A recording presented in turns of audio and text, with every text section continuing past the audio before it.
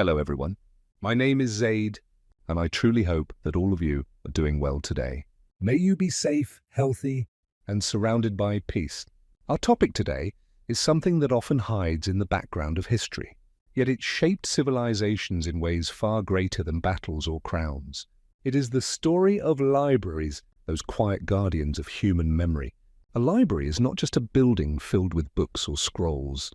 It is a bridge between generations. It allows ideas to travel through time, so that knowledge discovered by one people does not vanish but continues to inspire others. The earliest known libraries go back over 4,000 years. In Mesopotamia, scribes recorded information on clay tablets. One of the most famous discoveries was the library of King Ashurbanipal in Nineveh, dating to the 7th century BC. Archaeologists found over 30,000 tablets there. They contained mathematics, medicine, astronomy, laws, rituals, and epic tales such as the Epic of Gilgamesh. This shows us that even in ancient times, leaders understood knowledge was a source of power. Egypt too valued written memory. Temples often had special rooms called the House of Life, where papyrus scrolls were copied and stored. These collections held religious texts, administrative records, and surprisingly advanced medical writings. Some of these scrolls, like the Abers Papyrus, describe surgical techniques and plant-based remedies that still fascinate scientists today. The Greeks later pushed the idea further. Thinkers such as Aristotle built private libraries, which became models for organized collections of knowledge. From his personal library, many works traveled into the hands of successors, eventually influencing the creation of the Great Library of Alexandria. The Library of Alexandria, founded in the 3rd century BCE, was designed to gather all human knowledge in one place. Ships entering the city's harbor were searched for manuscripts. The texts were copied, and the library kept the duplicates for study. Greek, Egyptian, Mesopotamian, and Indian knowledge sat together under its roof. Though historians debate its destruction, its vision inspired later civilizations. What we see in these examples is that libraries were never only about reading. They were instruments of memory, of power, and of cultural exchange. They made sure that knowledge survived beyond one empire to become the inheritance of many. Before we move to our today, I want to say that this channel is user-friendly. No offensive content. No misinformation. We explain things with respect, curiosity, and authenticity. As centuries passed, the role of libraries expanded and adapted to new civilizations. After Greece and Egypt, Rome developed its own approach to preserving and spreading knowledge. One of the earliest Roman public libraries was established around 39 BCE by Asinius Pollio, a general and statesman. Unlike private collections, this was intended for citizens of Rome. It marked a turning point. Knowledge was no longer just for kings and priests, but a civic resource that strengthened the empire. Later emperors embraced the idea. Augustus built libraries to honor culture and learning, while Emperor Trajan constructed the Ulpian Library near his Grand Forum. Roman libraries were notable for their structure. They were divided into Greek and Latin sections, reflecting the empire's multicultural nature. They included reading halls, lecture spaces, and even art galleries, making them true community centers of learning. Still, access was uneven. The elite benefited most, while ordinary citizens relied on public readings in forums. Yet the Roman experiment planted a seed that libraries could be civic institutions rather than hidden royal treasures. When the Western Roman Empire fell, many libraries vanished. But knowledge did not disappear completely. In the medieval world, monasteries became the guardians of memory. Within their stone walls, monks dedicated their lives to copying texts by hand. They preserved works of philosophy, medicine, astronomy, and law, alongside religious writings. This was not mechanical copying. Manuscripts often carried glosses and notes, sometimes decorated with painted illustrations. Monastic libraries became workshops of knowledge, not just storage rooms. A remarkable example was the monastery of Vivarium in Italy, founded by Cassiodorus in the 6th century. Unlike many others, he preserved both sacred and secular texts. He believed wisdom was the shared heritage of humanity. Because of this, classical works survived long enough to inspire future scholars. Beyond Europe, another flowering of libraries emerged in the Islamic world. In the 8th and 9th centuries, the Abbasid caliphs founded Bait al-Hikmah, the House of Wisdom in Baghdad. It was not just a library, but a research center and translation hub. Greek, Persian, Indian, and Syriac works were translated into Arabic, but scholars went further. Astronomers refined planetary models, mathematicians developed algebra, and physicians compiled medical encyclopedias.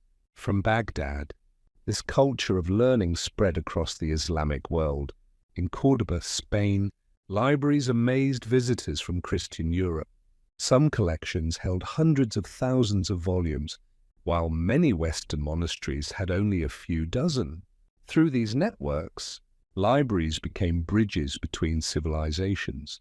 They carried knowledge from Greece, India, and beyond, preserved it through centuries, and laid the foundation for Europe's intellectual rebirth. By the High Middle Ages, libraries were no longer only the domain of monasteries. With the growth of universities in Europe, a new kind of library was born. Universities such as Bologna, Paris, and Oxford established collections that served both teachers and students. Instead of keeping texts locked away, these libraries created systems where manuscripts could be borrowed or copied by scholars. Books were often chained to desks, not to keep people away, but to ensure they could not be stolen in an age when each manuscript required months of labor to produce. What made these university libraries unique was their focus on multiple disciplines. They did not only store religious or classical works, but also expanding fields of law, medicine, and natural philosophy. Through these collections, young scholars encountered Aristotle, Galen, Avicenna, and Averroes. This cross-pollination of knowledge laid the groundwork for Europe's intellectual awakening. The invention of paper, brought from China through the Islamic world into Europe, further changed the nature of libraries. Paper was cheaper and easier to produce than parchment, allowing more manuscripts to circulate. This shift widened access, especially in urban centers where literacy was slowly growing. Then came the printing press in the mid-15th century. With Gutenberg's movable type, books could be produced in hundreds instead of tens. Libraries quickly adapted. They no longer relied only on scriptoria copying texts by hand. They became centers where printed knowledge accumulated at unprecedented speed. Renaissance humanists embraced this revolution.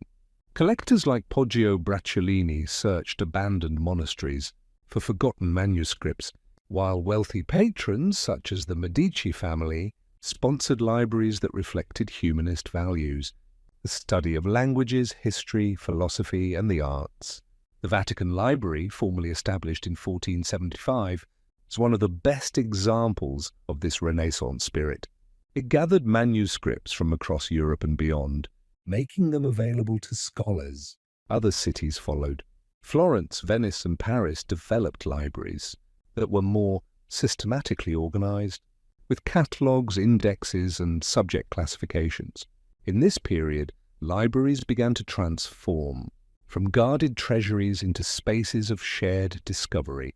They reflected the idea that knowledge should not remain the property of a few, but should contribute to a broader cultural rebirth.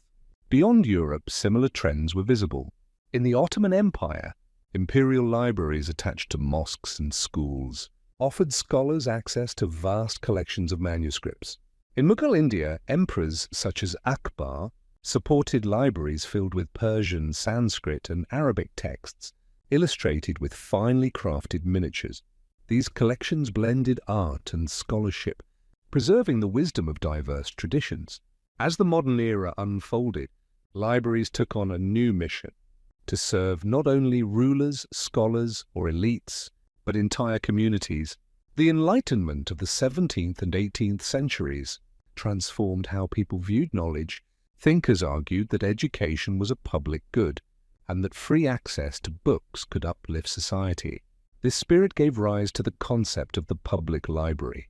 In 1731, Benjamin Franklin and his associates in Philadelphia founded the Library Company, a subscription-based model where members pooled resources to share books. Soon, cities across Europe and America followed with their own initiatives. By the 9th century, tax-supported public libraries had become central institutions. They symbolized equality, a place where a factory worker or a student could learn alongside professors and officials. Industrial progress made books cheaper, and cataloging systems such as the Dewey Decimal classification in 1876 helped libraries organize vast collections efficiently. These innovations meant that libraries were no longer dusty archives, but living systems that invited exploration. Beyond the West, other nations embraced similar ideals. In Japan's Meiji era, libraries became tools to modernize education and science. In South Asia, libraries attached to universities helped blend ancient traditions with modern disciplines. Across Africa, colonial archives were reinterpreted into libraries that served new independent nations in the 20th century. The digital age brought another transformation. Libraries are no longer confined to walls and shelves. Digitization projects, such as Google Books or the Internet Archive, aim to preserve millions of texts and make them accessible online. National libraries now digitize manuscripts to protect fragile originals, while allowing global audiences to study them virtually. Yet the mission remains the same: to safeguard memory, to provide access, and to connect people across time and culture. Even today, walking into a library, whether filled with paper books or glowing screens, means entering a space built on humanity's collective effort to preserve knowledge and share it freely. All the information we provide comes from verified historical sources, including books, records, and archaeology. Like, share, and subscribe to our YouTube channel, Thrones of Knowledge. And don't forget to press the bell icon to get notified on time. Suggest our next topic in the comments to help make our journey even better.